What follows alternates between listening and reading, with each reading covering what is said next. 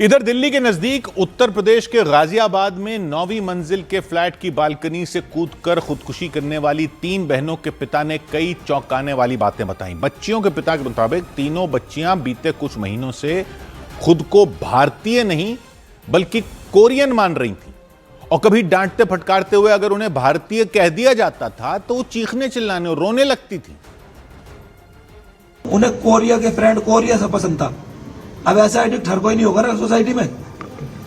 बच्चों ने नीचे लड़कियों से बात भी करी है कि तू कोरिया की फ्रेंड है और तू कोरिया की फैन है कि मैं नहीं हूं, कौन कोरिया। बच्चों ने बात ही नहीं करी। ये देख लो, जब मैं उन्हें मना करता हूं क्या कोरिया तुम इंडियन हो, तो वो रोने लग जाते थे। तीनों बच्चियों के पिता चेतन ने अपनी बेटियों की खुदकुशी के बाद उनके व्यवहार, उनकी आदतों, उनकी दिनचर्या के बारे में कई चौंकाने वाली बातें बताई। हालांकि मीडिया से बातचीत के लिए वो सामने नहीं आए, बल्कि अपनी फ्लैट के मेन गेट के अंदर खड़े होकर जाली वाले दरवाजे के पीछे से बातचीत करते रहे।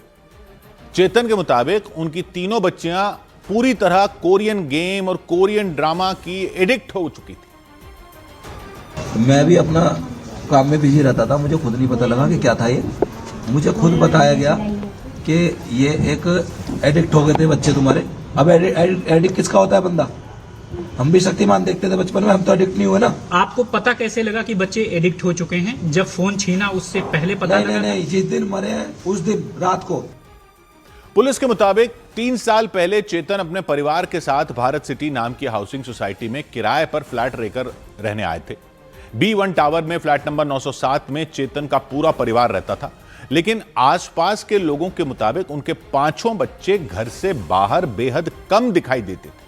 निशिका, प्राची और पाखी की खुदकुशी ने सभी को हिलाकर रख दिया। बेटियों की खुदकुशी के बाद पिता चेतन ने उनके बारे में जो बातें बताई वो चौंकाने वाली थी। चेतन के मुताबिक YouTube की मदद से तीनों ने कोरिया की भाषा भी सीख ली थी।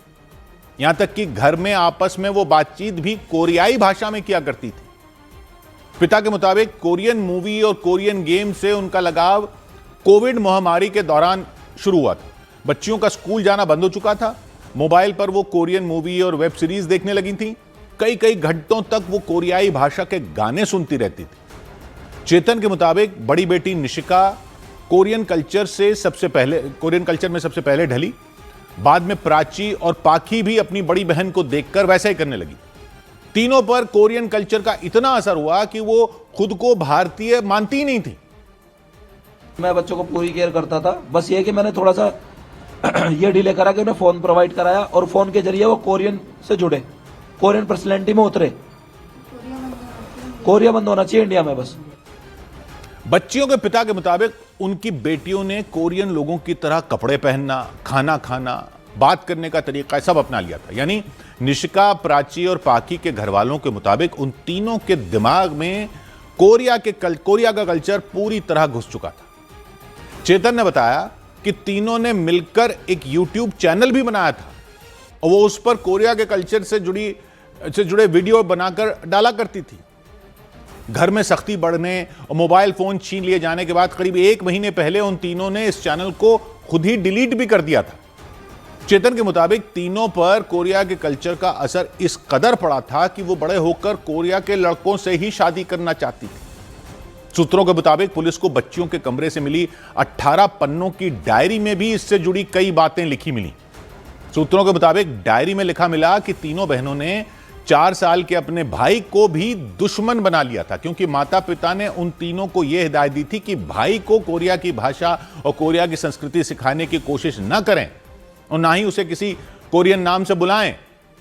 सूत्रों के मुताबिक तीनों बच्चियों ने न सिर्फ अपने नाम बदलकर कोरिया की भाषा के नाम रख लिए थे, बल्कि छोटे भाई और दूसरी छोटी बहन के नाम भी बदल दिए थे।